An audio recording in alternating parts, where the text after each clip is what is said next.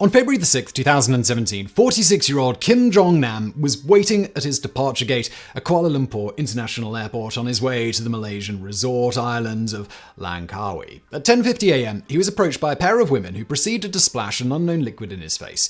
The effects were immediate and dramatic. Kim's pupils shrank to pinpricks. He began to sweat and salivate profusely, and within seconds had lost consciousness, managing to stumble to a nearby ticket counter before collapsing. Paramedics soon arrived on the scene, but despite immediate and intensive medical intervention, Kim died en route to a nearby hospital. The two attackers, 28-year-old Vietnamese citizen Đoàn Thị Hương and 25-year-old Indonesian citizen Siti Aisyah, claimed that they were participating in a prank for a Malaysian television show. In reality, the two women were part of a hit squad organized by Kim's half-brother, North Korean leader Kim Jong-Un. Once the heir apparent to the North Korean leadership, Kim Jong-Nam had fallen out with and become vocally critical of the regime, marking him for assassination. But what of the mysterious liquid that so quickly and horrifically ended Kim's life? A police investigation soon determined it to be a substance called VX, a class of highly potent chemical weapons known as nerve agents. First developed by the Nazis during World War II, nerve agents are among the most insidious and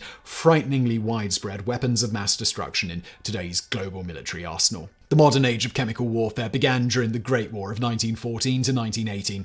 While the first use of chemical weapons in warfare is usually given as the Second Battle of Ypres in April 1915, in reality the Germans had used shells filled with the tear gas xyl or bromide against the Russians 3 months earlier at the Battle of Bolimov.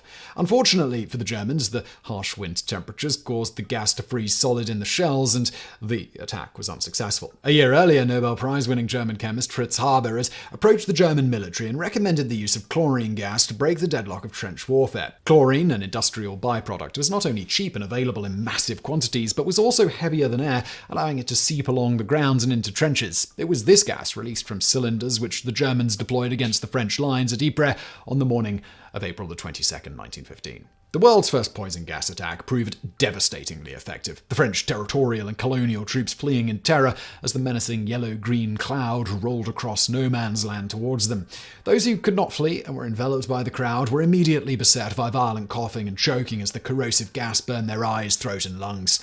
In response to this irritation, the victims' bodies pumped their lungs full of mucus, causing many of them to drown in their own fluids. While the Entente powers swiftly condemned Germany for this barbaric new weapon of war, 5 months later the British responded in kind at the Battle of Loos, kicking off a deadly chemical arms race. Throughout the rest of the conflict, scientists on both sides raced to develop ever more effective gas masks and other defensive measures, as well as ever nastier chemical agents and delivery systems to counter the enemy's defenses. War, everybody. These weapons mainly fell into one of three categories: tear gases like the aforementioned xyl or bromide, asphyxiating gases like chlorine or the even deadlier phosgene, and vesicants or blister agents. Vesicants, which include mustard gas and lewisite, are not gases but rather oily liquids which, when splashed on the skin, inflict horrific chemical burns. Severe exposure can produce other toxic effects, and for more on how these effects eventually led to a major medical breakthrough, please see our previous video, That Time Poison Gas Saved Millions of Lives. In the end, poison gas was not the decisive weapon Fritz Haber had envisioned, accounting for less than 1% of all battlefield deaths, but its long-term physical and psychological effects were significant, with some 185,000 personnel from the British Empire alone returning home blind, horribly burned, or with permanently scarred lungs. The horrific sight of gas casualties spurred many nations to seek an international ban on chemical weapons, and on June 17, 1925, 38 nations signed the Geneva Protocol for the prohibition of the use of weapons of asphyxiating, poisonous, or other gases. Yet despite the signatories' good intentions, as with so many international treaties, it did not take long for the Geneva Protocol to be completely ignored. Several countries carried on manufacturing and stockpiling chemical agents through the 1920s and 1930s, while some, including Spain, Italy, and Japan, used them against rebels and civilians in their colonial territories of Morocco, Ethiopia, and Taiwan. Yet despite this 20-year development period, most belligerent nations went into the Second World War with essentially the same chemical weapons that they'd used in the First, with only minor additions and improvements. But this all began to change in the late 1930s, thanks to an accidental discovery in Germany. In 1936, chemist Dr. Gerhard Schrader of the German chemical and pharmaceutical conglomerate IG Farben was experimenting with a group of chemicals known as organophosphates in order to develop a more effective insecticide for German agriculture. On December the 23rd, he synthesized a compound called Preparation 991, which proved particularly potent, killing leaf lice and other crop pests at concentrations as low as 5 parts per million. However, it quickly became apparent that 991 was in fact too potent, with exposure to even tiny amounts of vapor inflicting upon Schrader and his colleagues a variety of frightening symptoms, including dilation of the pupils and shortness of breath. But though 991 was far too toxic for use as an insecticide, Schrader immediately recognized its potential as a chemical weapon and reported his findings to the Ministry of War. He also gave his deadly discovery a new name, Taban, from the German word for taboo. In May 1937, the Chemical Weapons Division at the Army Weapons Office at Spandau, Berlin, analysed a sample of Taban provided by Schrader, and in 1939 they approved the construction of a pilot-scale manufacturing plant at Raubkammer outside Münster. Once the kinks in the manufacturing process had been ironed out, in January 1940 the Army constructed a full-scale plant codenamed Hochwerk at Dianfurth am Oder in occupied Poland. The factory, however, did not actually begin producing Taban until June 1942, the delay being due to the extremely complex and hazardous nature of the manufacturing process. Many intermediate compounds were so corrosive that they could only be contained in quartz or silver-lined vessels, while the final product was so toxic that it was stored in double glass-walled containers with air constantly circulated between the walls to whisk away stray vapor. As an additional safety measure, the 3,000-strong workforce were equipped with gas masks and triple-layer rubber suits and made to discard their clothing after every 10th wearing. Yet, despite these precautions, over 300 accidents and 10 worker deaths occurred before full-scale production even began. Meanwhile, IG Farben continued to develop ever more potent organophosphate-based weapons, including sarin, discovered in 1938 and named after its inventors Gerhard Schrader, Otto Ambras, Gerhard Ritter, and Hans Jürgen van der Linde. Sarin was followed in 1944 by even more potent sermon discovered by Nobel laureate Richard Kuhn, and in 1949 silosarin discovered once again by Gerhard Schrader. Sarin production was established at the Dianfurth plant and a brand new plant at Falkenhagen, and by the end of the war the Germans managed to produce and stockpile around 12,000 tons of Taban and 10 tons of sarin, loaded into tens of thousands of artillery shells and aircraft bombs. Yet, despite their destructive potential, none of these new potent chemical agents ever saw combat during the war. Numerous explanations have been put forward for Germany's reluctance to engage in chemical warfare, from the fact that Adolf Hitler himself had been gassed during the First World War to the simple fear of retaliation in kind by the Allies, who had similarly amassed massive stockpiles of shells and bombs filled with mustard gas and other chemical agents. But another, more intriguing reason was put forward by Luftwaffe Chief Hermann Göring during the Nuremberg war crimes trials in 1946. According to Göring, by 1944, severe fuel shortages had made German ground forces almost entirely dependent on horses for transport. While horses could be fitted with gas masks and other protective equipment, in practice this caused them to lie down and stubbornly refuse to move until the mask was removed. Thus, the use of chemical weapons would have completely paralyzed much of the German transport network. Whatever the reason, the end of the war left the Taban and sarin factories intact for Allied analysts to discover and inspect, and they were extremely disturbed and impressed by what they found. Unlike older chemical weapons which irritate or burn bodily tissue, nerve agents like Taban, sarin, and sermon, as well as cyclosarin, work by interfering with the function of the central nervous system. In order for nerve signals to pass from neuron to neuron, or from a neuron cell to a muscle or gland, they must cross a tiny gap known as a synapse. This is accomplished via special messenger chemicals known as neurotransmitters, including one known as acetylcholine.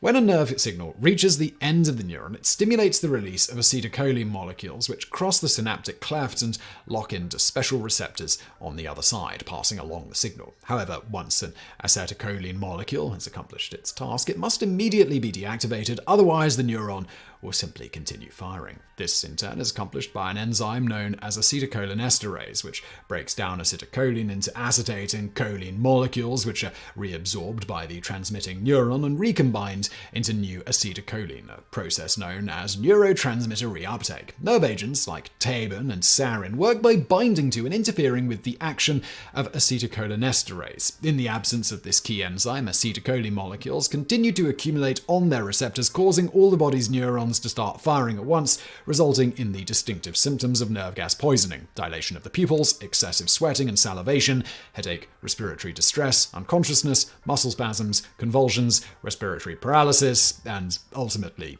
death. Unlike older choking gases, nerve agents do not need to be inhaled and are easily absorbed through the skin, making protection against them far more difficult. They are also many times more toxic than blister agents and other common poisons like cyanide, with as little as 100 milligrams being enough to kill a grown man. However, despite what the 1996 Michael Bay film The Rock would have you believe, nerve agents do not typically exhibit face-melting corrosive effects. But while nerve agents are extremely difficult to defend against, there does exist an antidote of sorts. Atropine is a toxic alkaloid produced by several plants of the nightshade family, including deadly nightshade, Jimson weed, and mandrake. Since the end of the Second World War, atropine has been widely used as a treatment for poisoning by military nerve agents and organophosphate-based pesticides. It works by binding to the acetylcholine receptor sites in the victim's synapses, preventing the neurons from firing continuously. Atropine is also typically administered with the drug praxdoxamine, which binds to the acetylcholinesterase and displaces the attached nerve agent molecule, restoring the enzyme to normal function. The sedative Valium is also sometimes administered as an anticonvulsant. Early in the Cold War, soldiers were issued atropine in the form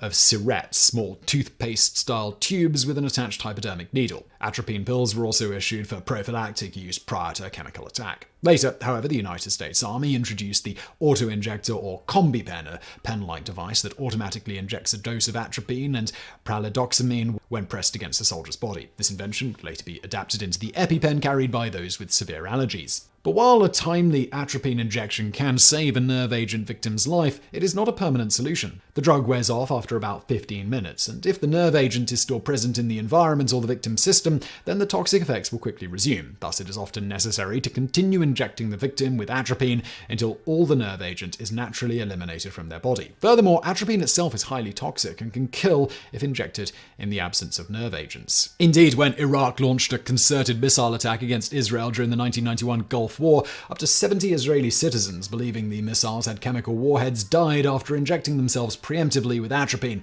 And before you ask, no, it is not necessary to inject the atropine directly into the heart like Nicolas Cage does in The Rock. Injecting it into the thigh works just fine. As the Second World War gave way to the Cold War, both NATO and Eastern Bloc countries were quick to integrate nerve agents into their arsenals. In 1945, the Soviet Union captured the operating sarin plant at Darnforth and another nearly complete plant at Falkenhagen. And by 1946, both plants had resumed full-scale production. The United States captured many German chemical weapons experts as part of Operation Paperclip and manufactured sarin until 1957, while the United Kingdom conducted extensive research on sarin and other German nerve agents at its top-secret weapons research facility at Portondown in Wiltshire. Some of this research involved human experimentation, wherein military volunteers were exposed to milligram quantities of sarin, soman, and tabun, and had their blood drawn and analysed to gauge the effects and determine the minimum lethal dose. While most of these tests were carried out without incident, on May 6, 1953, 23-year-old Royal Air Force leading aircraft man Ronald Madison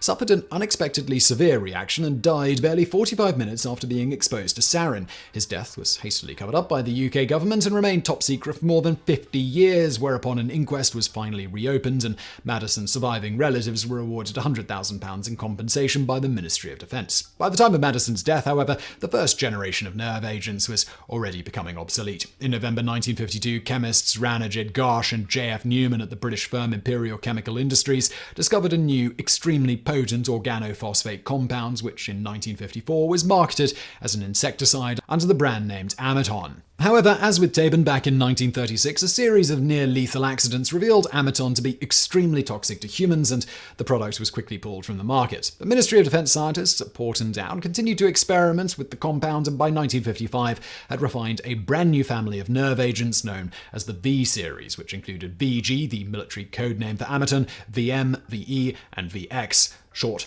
for Venomous Agent X. The older German nerve agents were subsequently redesignated as the G series, GA for tabun, GB for sarin, GD for soman, and GF for silosarin. The V series is even more lethal than the G series, with VX in particular having a lethal dose 10 times smaller than sarin. VX is also far more persistent than older nerve agents, meaning it does not evaporate or break down for long periods of time and can thus more easily be used as an area denial weapon. Consequently, the V series quickly became the de facto standard for nerve agents on both sides of the Iron Curtain. Between 1961 and 1969, the United States manufactured around 4,400 tons of VX, placing it in dozens of different different weapons, including artillery shells, rockets, aerial bombs, and landmines. While exact numbers are hard to come by, the Soviet stockpile of V-series agents is expected to have been 10 times larger than that. However, as in the wake of the First World War, the horrifying destructive potential of these chemical stockpiles quickly became far too apparent, and in 1969 the United States shut down its chemical weapons program and began disposing of its stockpiles, dumping 112 tons of VX-filled weapons into the ocean off the coast of New Jersey and Florida. This operation was given the rather amusing name Chase, short for cut holes and sink 'em. This disposal process was further expedited when, on January 13, 1993, delegates from 165 nations gathered in The Hague to sign the Convention on the Prohibition of the Development, Production, Stockpiling, and Use of Chemical Weapons, and on their destruction, more commonly known as the Chemical Weapons Convention, or CWC. After the CWC came into force in 1997, the signatories declared global stockpiles of some 19,586 tons of VX nerve agents and agreed to destroy them. On December 4, 2008, the United States declared it had eliminated the last of its chemical weapons stockpile. Russia followed suit in November 2017, announcing it had destroyed its 40,000-ton arsenal. But while larger nations have been quick to eliminate their chemical stockpiles, the destructive power of nerve agents has proven far too alluring to smaller nations. Compared to nuclear and biological weapons, chemical weapons are relatively simple and cheap to manufacture and relatively targeted in their effects, giving cash-strapped nations the greatest bang for their buck. High-profile uses of nerve agents in combat include by Cuban forces during the Angolan Civil War in the 1970s and by Iraqi dictator Saddam Hussein against the Kurds of northern Iraq in the 1980s. In one incident, on March 16, 1988, Iraqi aircraft dropped a lethal combination of mustard gas, tape, and sarin VX on the Kurdish city of Halabja, killing up to 5,000 civilians and wounding 10,000 more. More recently, the Syrian regime of President Bashar al-Assad has used sarin against rebel fighters and civilians on at least 4 occasions in 2013, 2017, and 2018. Nerve agents have also found use as tools for targeted assassination. After the Second World War, former Third Reich Minister of Armaments and War Production Albert Speer claimed to have contemplated assassinating Adolf Hitler by releasing tape and sarin into an air vent in the Fuhrer's Berlin bunker. Unfortunately, Hitler had a 3-meter-high chimney built over the vents before the plot could be carried out. More recent years have seen not only the aforementioned assassination of Kim Jong-Nam by North Korea, but also the attacks on Russian ex-spy Sergei Skripal and his daughter Yulia in 2018, and on the Russian opposition leader Alexei Navalny in 2020, both believed to have been carried out by a 4th-generation nerve agent known as Novichok. So cheap and easy are nerve agents to manufacture that even small terrorist groups have managed to get their hands on them. On March 20th, 1995, the Japanese doomsday cult Shinrikyo launched a pair of attacks on Matsumoto and the Tokyo subway system using homemade sarin gas carried in plastic bags, which the attackers punctured with sharpened umbrellas. Despite the sarin used being relatively impure, the attack still managed to kill 14 people and injure or temporarily blind nearly 1,000 more. 9 months earlier, a similar attack on the city of Matsumoto killed 8 and injured 500. Al-Qaeda is also believed to have at one point owned stockpiles of VX, allegedly